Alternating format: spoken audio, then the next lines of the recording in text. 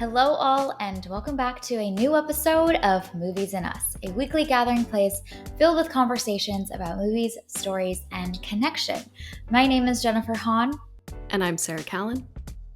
And today we are going to be reviewing the film We Were Dangerous.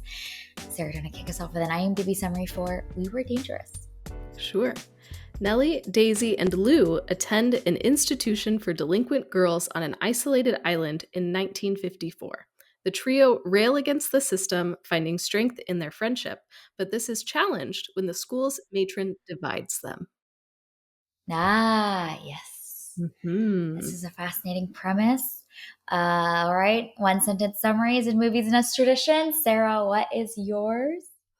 Mine is never underestimate girl power.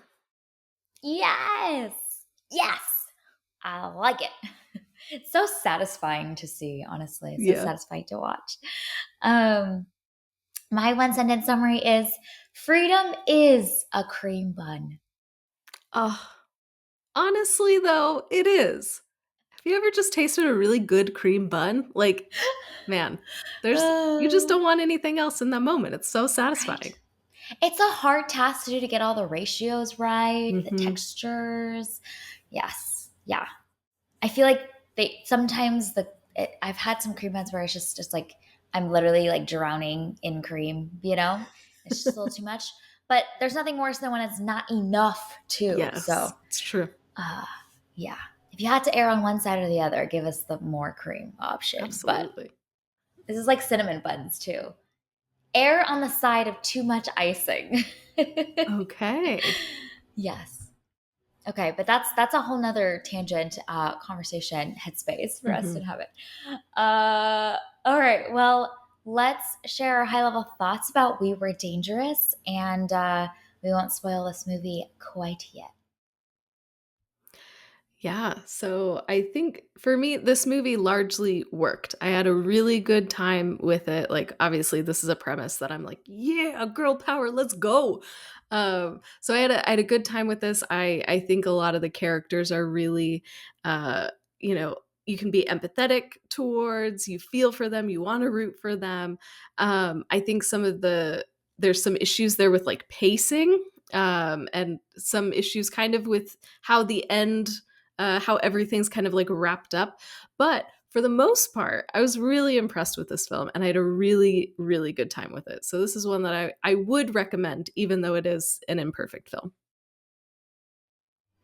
Yeah, that's a really great way to describe it. There's so much good here, and there's so much that's incredibly fresh and exciting to see on the big screen. And there's some moments that are honestly like pitch perfect as well. I think on the whole, it gets a little bit meandering in the middle. I'm kind of wondering what we're doing here. I think there's a lot of really vibrant characters that are so fascinating and so interesting. And I almost wish the film just pushed one step further in the direction it was already going in. There's just a little bit more intensity, a little bit more tension that then releases into catharsis that I would have liked to see. But on the whole, I also, had to like interrogate myself and wonder if that's just like, modern movie going expectations too. And there's something on the flip side of this that I debated with myself that I really love about how small and understated the story arc is, and we don't have a long sweeping like big middle section and then a big explosive ending. For the most part, this is a smaller scope story, and the simplicity of that I think is also really beautiful too. I just feel like these characters are so vibrant that I would have liked just more of them almost. It's like less about like what I wanted to be entertained and more just like there's so much in these women and the three of them together and how the three of them collide with each other in really interesting ways that I would have wanted just a little bit more of that. So maybe it's something the film does really great. It's just left me wanting more than what I got, and a little bit of a longing for more adventures with these three super vibrant women. So yeah, on the whole, I think this really works.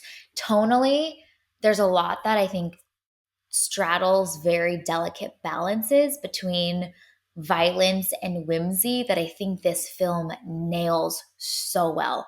Uh, Fascinating to see that Taika Waititi is on the executive producing team, and it just makes so much sense. I get it. That makes sense.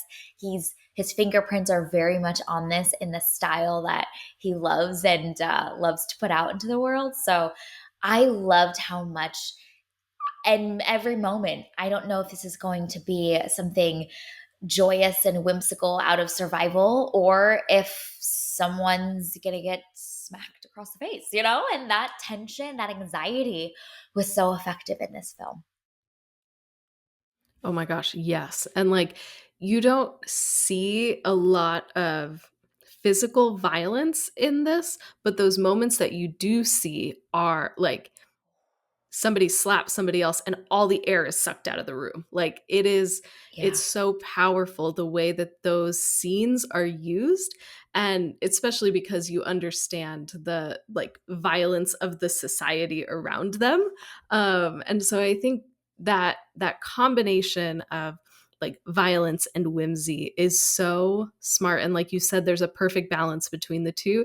There's a version of this movie that is really heavy and dark and difficult to Mm, watch and like feels like a slog to get through because it's just so weighted down with the horrors of what these girls are experiencing. yeah. But this film is able to use like lightness and whimsy and the strength of these three central characters in their bond to lighten it up in a way that doesn't feel uh like it's dismissive of the horrors, but it actually, those moments of lightness actually emphasize the horrors and the violence that they are enduring, and I think that that is really really impressive. Absolutely. I was thinking so much about Jojo Rabbit while watching this film. It's a Taika directed film, and that perfectly encompasses this exploration of very difficult, very tragic, and incredibly dark subject matter. But it's mixed in with this other thing that we as a viewer are almost a little bit uncomfortable with it. Like every time the girls are like laughing and playing, I'm like, oh my gosh, but like I don't know if it's safe for y'all to do that. And there's moments and sequences, which I'm really excited to talk about, where we get to see the costs of them indulging in whimsy. But then also, you think about how it's so beautiful that they are able to find some sort of joy in this hellish environment. And that is their way to cope and to survive in what is an incredibly oppressive environment. So, that constant tension that, like, I felt as a viewer of, like, I don't know, you don't know how to do that. But then also, like, by all means, like, you gotta, yes, go play and dance because that's your moment of joy in this crazy place. Like, that tension is really fascinating. And like you mentioned, tonally, because they are dissonant, it doesn't feel actually muddled. It feels like it highlights and intensifies both of the feelings with greater saturation, which adds to this feeling of whiplash that we're constantly experiencing throughout the film and the anxiety that comes from that whiplash. And we've seen plenty of other examples of movies that have tried to do this and Mm, have tried to have very different tones coexist together like this, and a yeah, lot of times it ends badly and it yeah, ends up yes, feeling muddled like you were just talking about, or you're like, "Whoa, what are we doing? I'm so confused and I'm kind of lost," and it makes you like yeah, check out of the film. And so the fact that this film intentionally has those different tones and that whiplash that you feel yeah. is purposeful, and it's Mm, getting us to empathize more with these girls. It's getting us to be more invested in their characters and their plight, you know? And so I think that that is a huge testament to the screenplay, cuz there's a lot of ways that this could have gone wrong, and for the most part I think there's some pacing issues, but for the most part it is so effective in getting done what it wants to get done. yeah, yeah. So true. So true. Let's maybe give a spoiler alert so we can dive into some of those juicy details about scenes and sequences that this film just absolutely nails. We Were Dangerous. Spoiler alert. We're gonna dive fully in. We recommend checking out this movie. It is such a like gem of a film, and we're going right into it. Okay, so one of the sequences that I think is so strong and a perfect example of what we're talking about is when the girls are dancing and they're listening or they're playing rock and roll and they're dancing together. And the way that the camera actually changes to slow mo, and we see these overhead shots, we see them all just indulging in the like euphoria of this moment. And it's intoxicating, and we feel intoxicated by letting the music just wash over us too. And then it's a hard cut, like the hardest of hard cuts, to them standing in a perfectly straight line, faces fallen in fear as the matron is about to slap all of their wrists.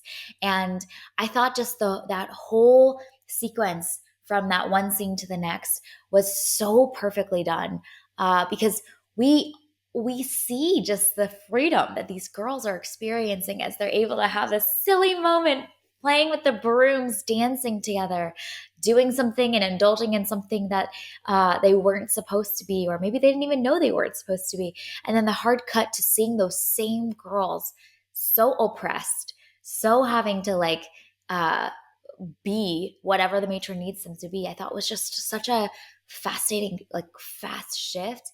And then I also love in the sequence that when the matron slaps their wrists, we actually cut out from being close up into that moment into a wide shot of seeing all the girls in a row from behind and seeing the matron slap the wrist. And we don't actually even see it, actually. We just see the matron moving from one girl to the next, and we hear it. And we don't see any girls' facial expressions, none of it. And I thought that actually added so much impact to the horror and the anxiety of that moment, and the intuition of this team to know, no, it's more powerful for us to cut out and to let the viewers imagine and just hear the horrors going from the dancing to this. I think that sequence is such a perfect representation of what this film does so well. And I love what those 2 scenes also tell us about these characters too. I Mm, feel like it's in a lot of ways, Nellie is like the main protagonist in this film, and we learn a yeah, lot about her, and she's so driven and she's leading a lot of this.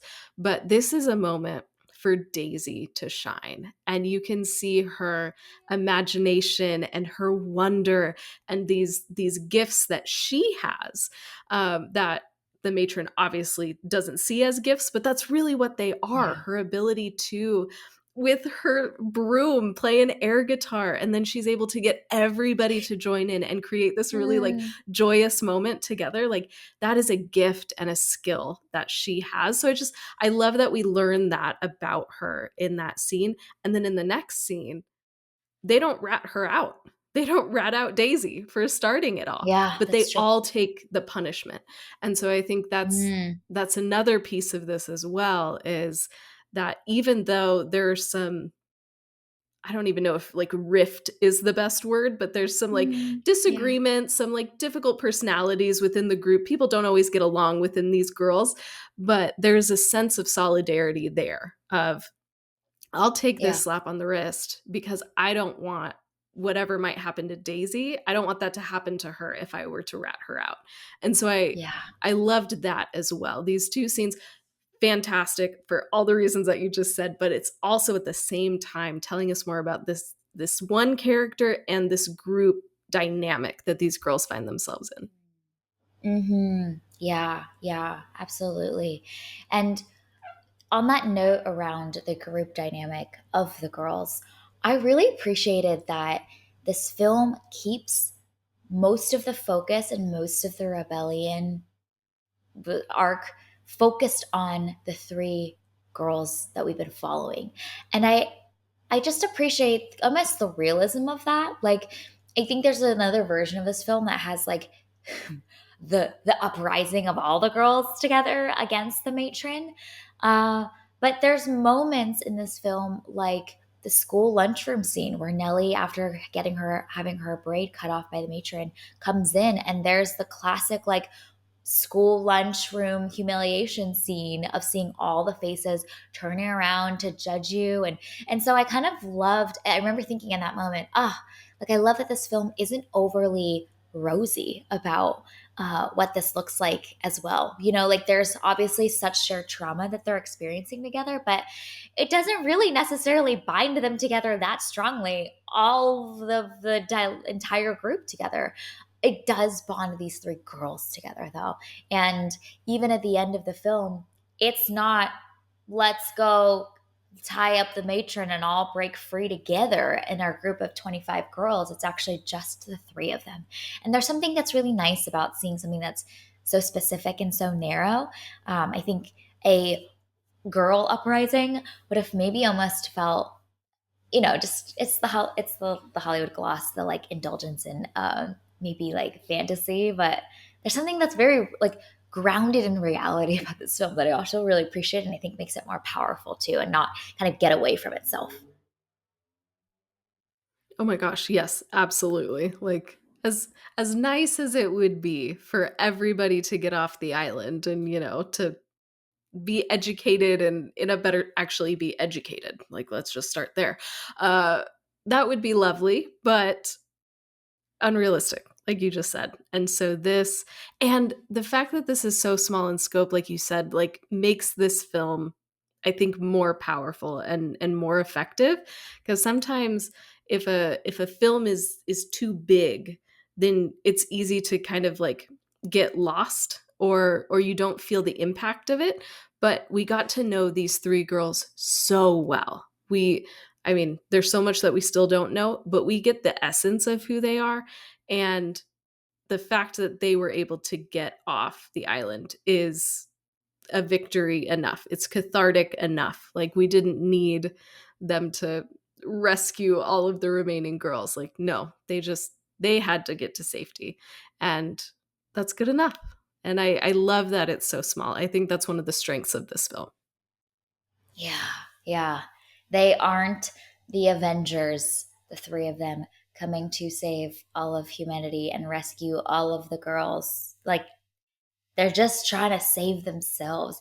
And I love too how we see the three of them, especially in that like middle section as they're hatching their plan.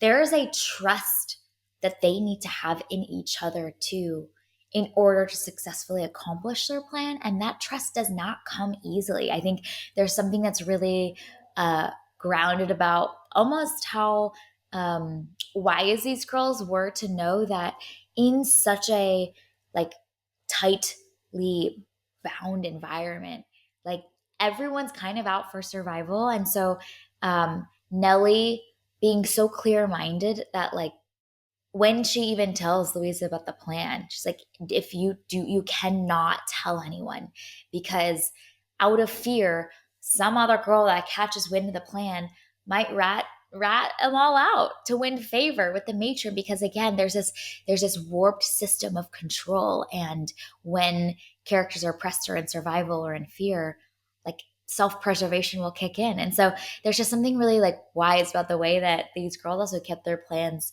so under wraps and knew that this cannot get out because we don't know which girl out of the 25 or whatever um, might leak this out of like survival too, and understanding that it's out of survival because the matron is terrifying.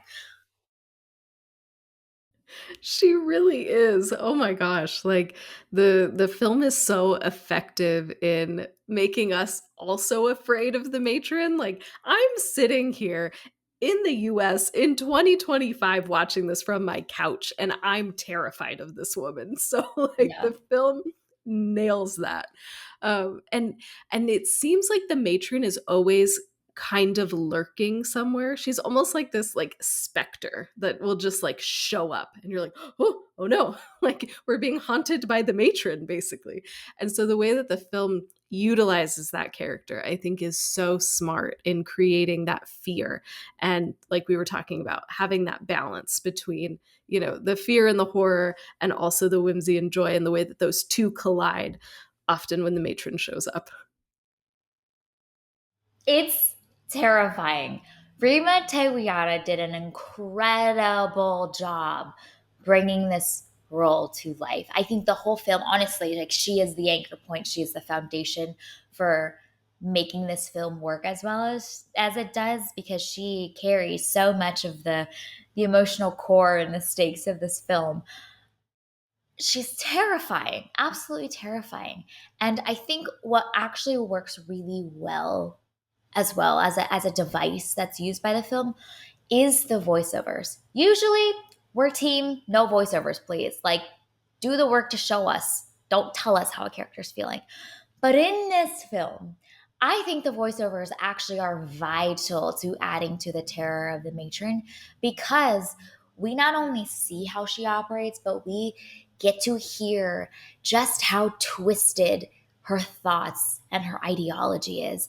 And I think that's really cool. She's got this like fairy godmother type of voice, but she is spewing such toxic mentality and almost these like logical leaps that seem to make sense to her, and yet it is so twisted down a left hand turn.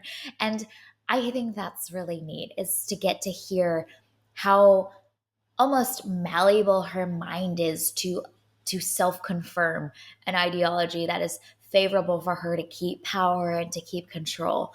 The voiceovers do such an amazing job. And what also I think is helpful is that the voiceovers don't stay static the entire time. We're not just hearing more of the same of her thoughts, but particularly when the doctor comes and we hear her voiceover segment right afterwards, where she's talking about how actually, this is an even greater mission than what I was doing before, to contribute to something not just for these individual girls' lives, but for all of society, to help us innovate. Like that's when I really felt like, wow, there is something so sinister and so uh, terrifying about how much of a slippery slope this woman's thinking is, and how quickly it can evolve to something so sinister, more sinister than it already was. And so I think they use that well in the fact that the voiceovers actually build and change over time in nature, and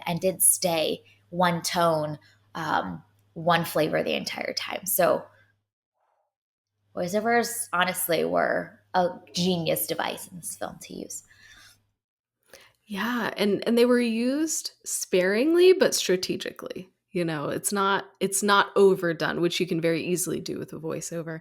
But I thought that it was so interesting that it's the matron that gives the voiceover, because most of the time when you hear a voiceover, it's your main protagonist that you're following. And this film chooses to use that differently, like you were saying, to get us into her mind and into her ideology, so we're understanding just uh, how much she believes this worldview that she's then projecting onto all of these girls. And so I love that this film takes, conventional wisdom, regular practices, and throws that out the window to do something that is even more effective.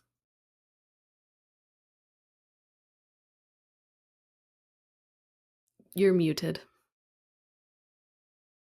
I am muted. Rookie mistake. Okay. Here we're back. The other thing that I think is really neat about the voiceovers and how they're used as a window into the matron's mind is that sometimes there's a lot of things the matron says that are like half true, and also showcase how much the matron does see a lot quite clearly, but is now twisted in being able to use that for her advantage or for an ideology that is kind of terrifying. So particularly when we see the matron being the one to describe the backstory of our main three girls, that was so fascinating. I think that was one of my favorite parts of this film. It's like really spritzy and really well filmed and paced and shot and really like stylized, which is really fun. But secondly, I think we see that the matron does see how these girls are wired, what their nature is, what they're motivated by, what their desires are quite clearly, which honestly is more terrifying because if you're going to have a oppressive villain, like I hope that they don't see me very clearly because then they can't really like twist the knife in me, you know? I hope that your EQ is very low so you can't just absolutely wreck me. But we see that the matron sees these girls very well. I've alluded to it maybe my one sentence summary around the cream bun, but there's something that the matron's captured quite accurately around Daisy's like happy-go-lucky nature and the fact that she is maybe more susceptible to being influenced by the people around her because her mind doesn't think about and wander to bigger, larger things and grand purposes, very different from a Nellie who is constantly thinking about the larger picture. And when those two are paired together, that is dangerous. And in fact, we got to see that come fully to fruition. And so the way the matron can understand these girls so deeply is adds to the terrifying nature of what she's able to do in keeping them in her control.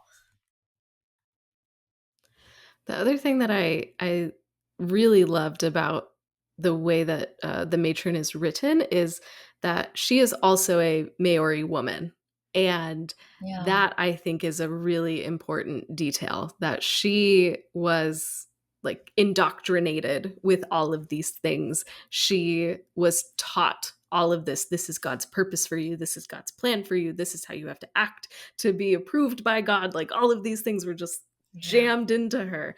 And now she is taking that and doing that to her own people. And I think that that is an important facet of this as well. And this film would be very, very different if it had been a white matron as opposed to a Maori matron.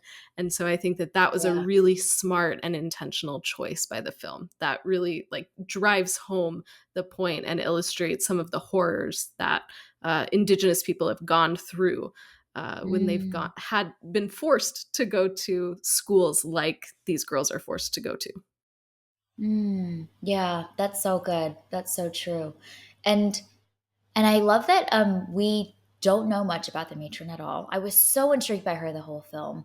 We get a little short, little tiny segment where she's explaining her own past and you can actually honestly the way that she even describes it where she says I barely remember anything from most of my childhood. I'm like, ah, ah, there is a lot there that is now that has been shoved away, suppressed away, and likely so much trauma that she's also experienced too. So I appreciate that while the matron is an incredibly terrifying figure, there's something always somewhat sympathetic about her character and knowing that she's likely the product of her environment and her like you mentioned her upbringing and the traumas and brokenness of being in orphanages and probably passed through so many systems that she's now absorbed and is exacting out into her environment here, but she's also a product of this too. So I there's something there's something incredibly sympathetic about her character and that one line of I don't remember anything about my entire childhood is indicative of that. And I love that that comes later in the film. It doesn't come too early, like we're left wondering for a lot of the film. But I think it also leads to a really interesting shot in the ending sequence of from behind her in this white dress sitting on the cliff by herself. She's got a tear rolling down her face. And it's this really reflective moment that feels to be potentially hope on an optimistic note, like a moment of reckoning of what she's done and like what is this all for again? But also maybe the left turn that she will continue to take is just to like double down on this even harder. But it does feel like something is hanging in the balance at the end there. And I love that the yet ending of this film isn't the matron yelling in anger. It's actually her with a tear and then a moment from behind and we don't know what she's thinking. She could be thinking about anything. This could be a course correcting path for her or it could be her going deeper down this really painful, toxic path that she's been on. And both feel so possible in that ending sequence. So I thought that was so fascinating to write that into her open-ended ending for the matron, and knowing that she's a product of this, and when will that finally catch up to her, maybe at some point in her life. Yeah. Oh, yes. I also loved the ending. I expected, like, yelling and anger and Rage. stuff from Yeah. her. Yeah, I expected all of that when she finds out that the hut has been burned down, but I love that it's this quieter moment, and Yeah. yeah, I was wondering too while I was watching. I was like, "Man, is this a come to Jesus moment where she's like, "Oh no, I've really messed up. I need to reconsider how I'm moving about my life."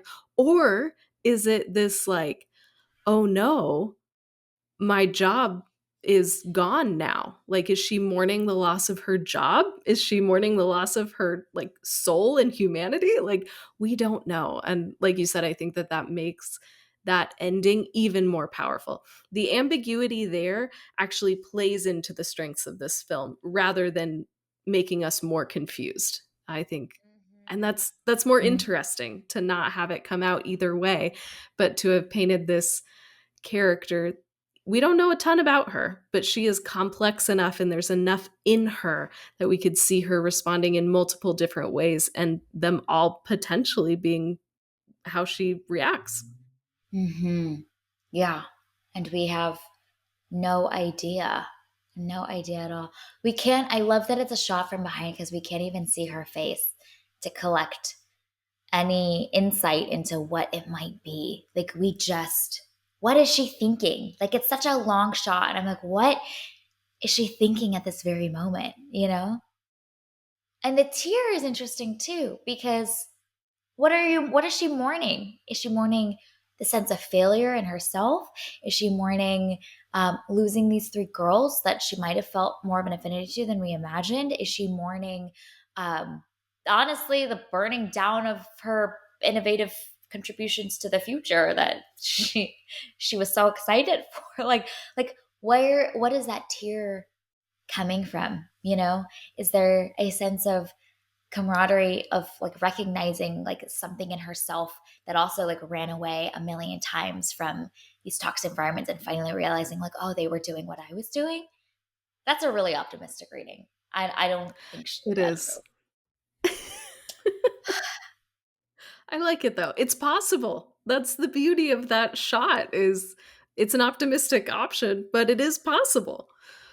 I love it. The other thing that I love about that ending Uh-huh. is the matron has been so, like, proactive the whole movie. Like, she always is directing somebody to do this, or, Oh like, yeah. she is like, "Hey, we need to do this," or "Stop doing that." Like, she seems to have this, like, forward momentum. She knows what to do next. Even if things are bad, she doesn't wanna be on this island, but she's gonna figure Yeah. it out. There's this, like, sense of momentum with her. And in that moment, she is still, she is silent, she doesn't say anything to the girls, she has no directions for them, she has no idea what to do next, and it's the caretaker of the island that is like, "Okay, come on, girls, let's pair up, let's go do this," and he is able to take charge and, like, do this, and I loved that contrast too, because we've always seen the caretaker just kinda being chill, not really seeming to Mm, know, like, it doesn't seem like he knows what to do ever. Like, we're catching rats with poisoned peanut butter that we're spreading on rocks. Like, okay, that's weird, but live your life, my guy. But I love that she is so quiet and is taking a back seat and becomes the passive one. And he, in a very kind, gentle way, is like, okay, we got to see if the girls are here. Let's go find them. And I don't know. I loved that change in both of these characters in that ending little moment. mm. He's such a fascinating character. I want to know what his daily life is like. We have like some vlogs from this man, please. Thank you. Uh, I wonder if the matron just also knew that they weren't going to find them.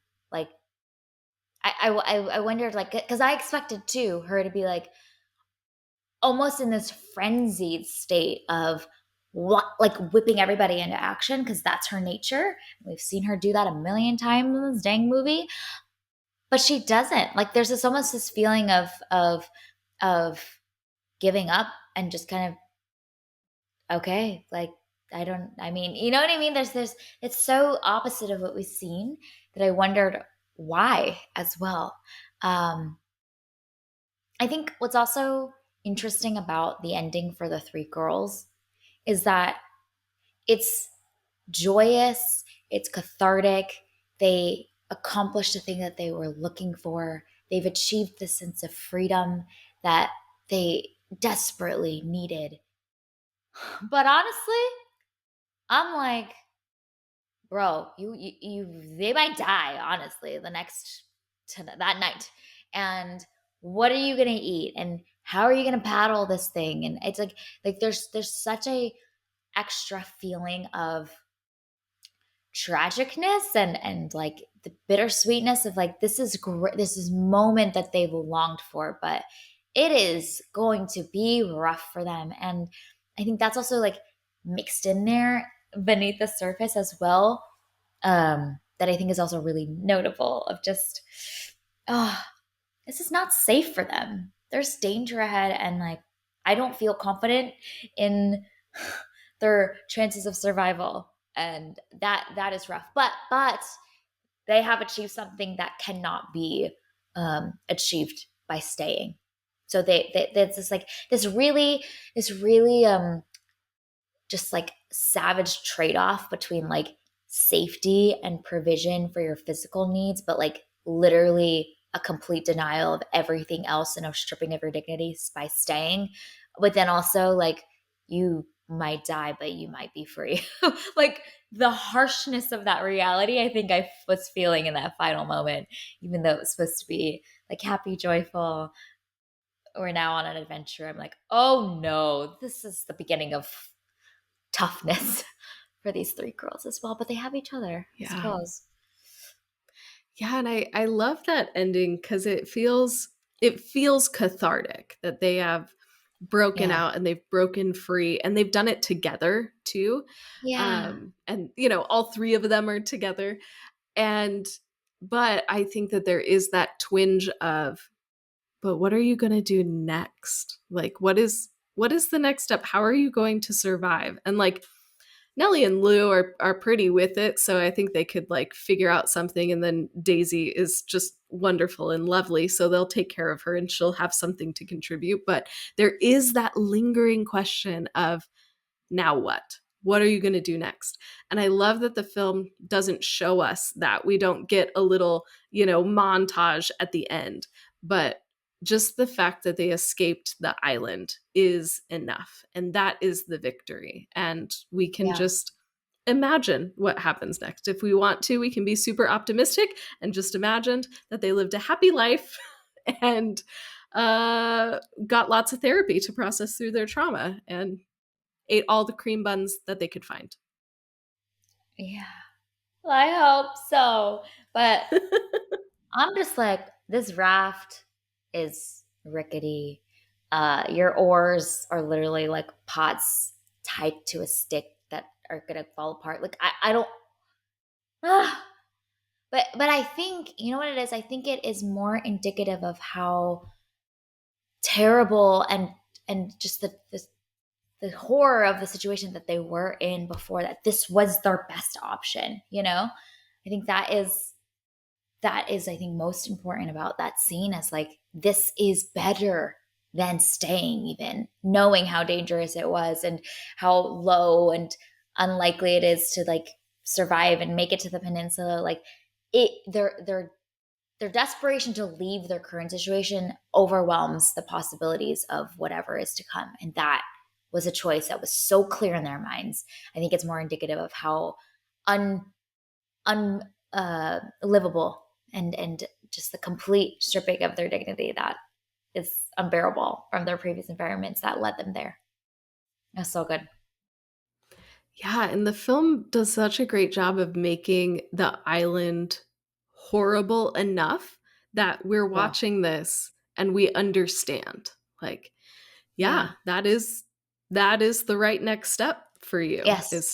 Yeah. is to leave. Like, you can't stay here. So the fact that the film leads us as the audience, as the, impartial outside observer, to also come to that same conclusion and understand why they had to leave. Again, credit to the screenplay for putting all of these pieces together, that we can empathize with these girls so much to take this action, which is full of danger, but Mhm. is the best option available. Yeah, truly is the best option. Oh, that's wild. That's wild. Um, okay, other big things that we wanted to talk about, mention in We Were Dangerous.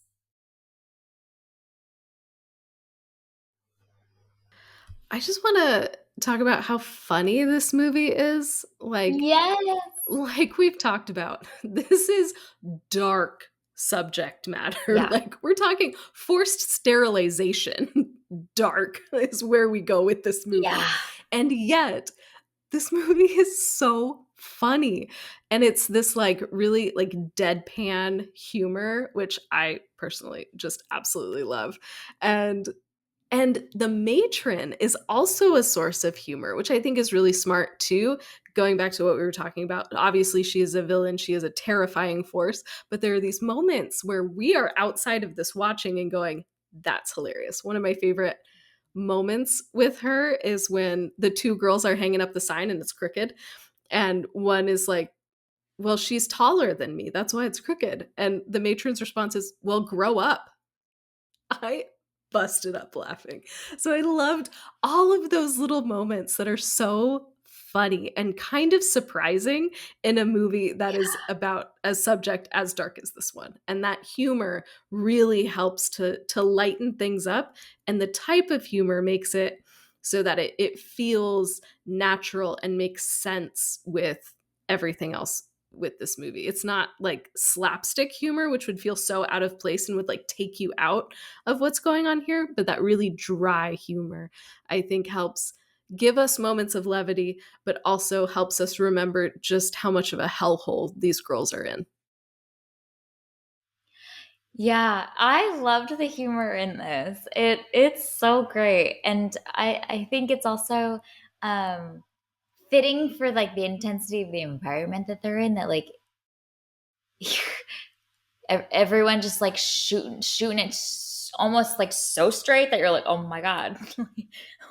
Okay, and the girls too are so, there's just like brutal honesty that everyone is giving all the time, that is really refreshing. And also, like, if you've experienced this much and you're in an environment like this, like this is what it is, sorry. Like, you know I think there's something about that is fitting specifically for this movie and for this story, that actually adds to the story as well. So like you mentioned, the style of humor being aligned to the story and environment that our characters are in, um perfectly aligned in this one. Yeah. Yeah. Oh, it's so well done. It's really funny. I Mhm. also appreciate too, though, that I think the film starts out with a greater amount and volume of humor. And I think as the Mhm. film progresses over time and there's more and more that's being uncovered about how sinister and terrible this environment is, I appreciate that they kind of reduce the volume a little bit on the humor, especially in the third act. It becomes more of a drama and less of a humor over the course of the film, which I think is right to do. And the film's awareness of that, I think, is also really smart, as we become more invested in these characters, as the characters are also um, going from just mere survival to being really um, burdened and broken by a lot of these experiences that they're going through. Like, some of that sheen also fades a little bit over time, um, which makes those moments of the dancing and the rock and roll feel even more cathartic. But the amount of lightness, I think, has definitely changed from the beginning of the film to the ending of the film. Which is also really smart for us as the audience too, because I feel like humor is so effective in disarming us and getting us, invested in a story. And so then as the movie goes on, we're already invested. We Yeah. are with these girls. We are rooting for them. We want them to be safe. We want them to be okay. So we don't need that as much to get us into the story and into the action. I think if movie had started out heavy, then it would have been like, oh gosh, okay, this is going to be a really hard movie to Be a get lot. through. But Yeah. because it starts light, it's like, oh yeah, we can do this. It's very dark, there's some scary things happening, but we can do this. And then once we're in it, then they're able to taper off and we're fully in for the ride now. So we can handle Yeah. those darker moments, the more dramatic moments that we might not have been able to handle at the beginning. Mhm. Mhm. Yeah. Yeah, absolutely. Oh, some of those are one of the scenes that I thought was really powerfully filmed and paced is when Nellie gets her braid cut off by the matron. That, like, we've seen a lot of physical violence in the film. Lots of smacks across the head, lots of slaps, lots of wrist slaps. But I think there was something that was even more violent about the matron cutting that shot of the scissors cutting her braid off as she's knelt down in this like um, physical power dynamic that's established with Nellie on the ground and the matron like towering over her, cutting her braid off. That I thought the film just landed so well visually, and kind of this represent that braid and her hair representing her sense of identity, and that being completely like violated. That was the most violent scene to me in this entire film.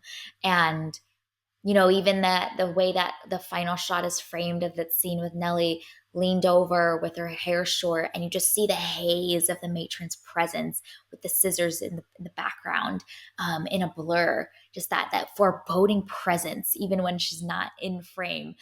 Oh, just visually, the pacing of there's lots of silence in that film, as like we don't know what the matron's going to do next. I felt so immersed in that scene, and I thought it was really effective, and I appreciate that that scene actually comes later after we've seen these other shorter instances of violence starting to spring out from the matron, and then it culminates in that scene. And that scene, I think, is also a turning point for the girls to really solidify their plans and feel that stronger conviction to burn the hut down and escape, like that being kind of the spark they needed to really go all in, the straw that broke the camel's back, really. So there's something that scene specifically, I think, like shifts, and we change direction for the third act, and really intensifies the rest of the plot right after that scene as well.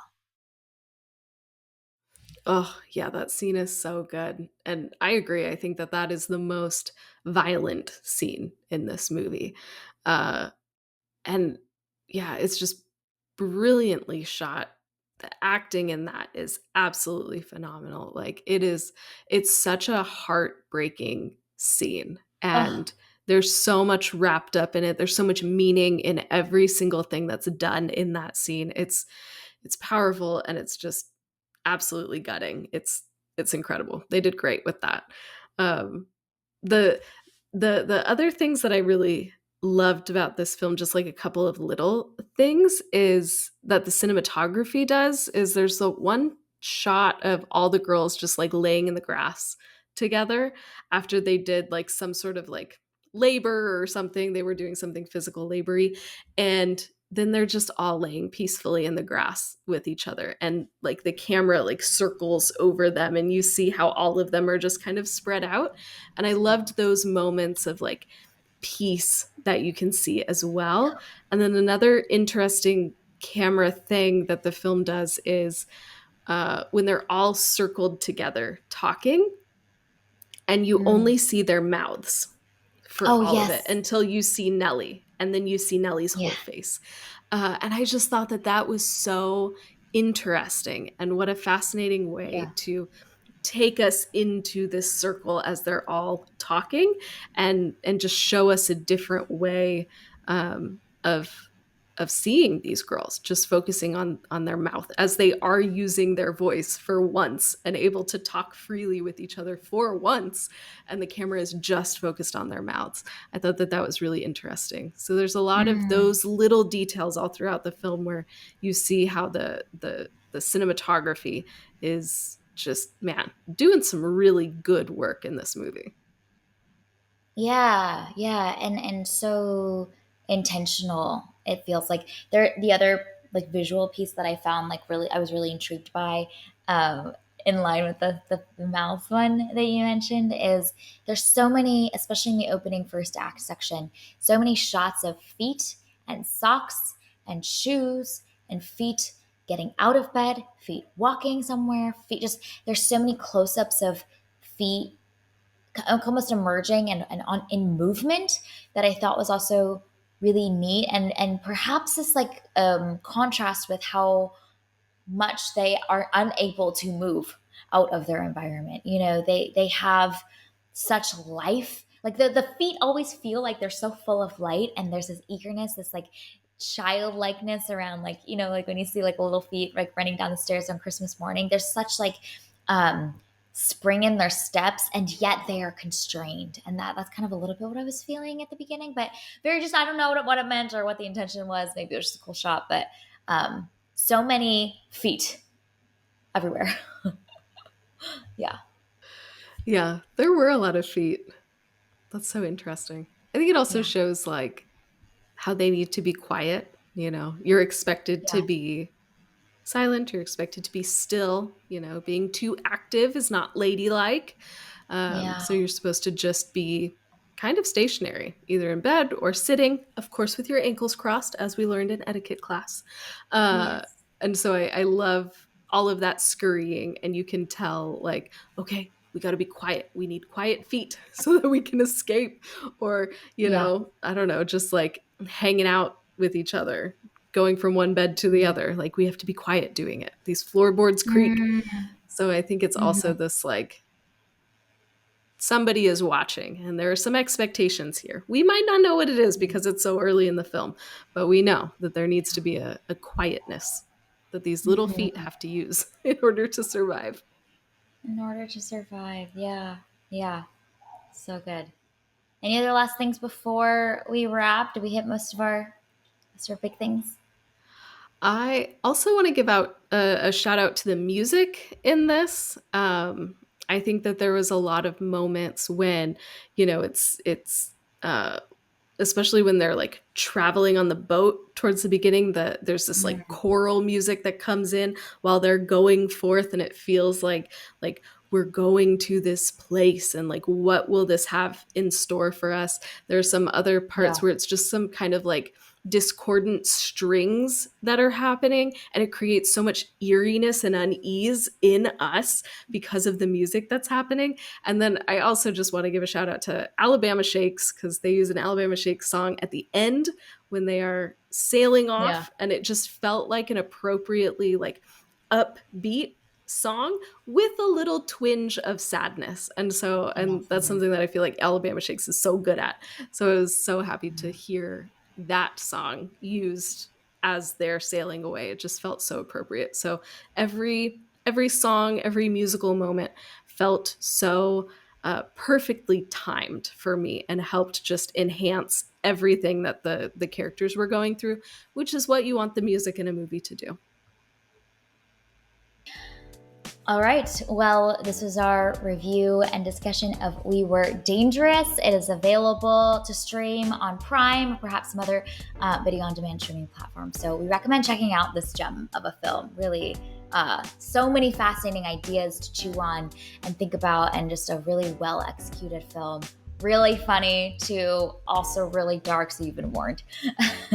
Thank you for listening to today's episode of Movies and Us. Our name sums it up. We're all about movies and the powerful ways we can connect with each other and the world around us. This podcast is about all of us and our shared stories.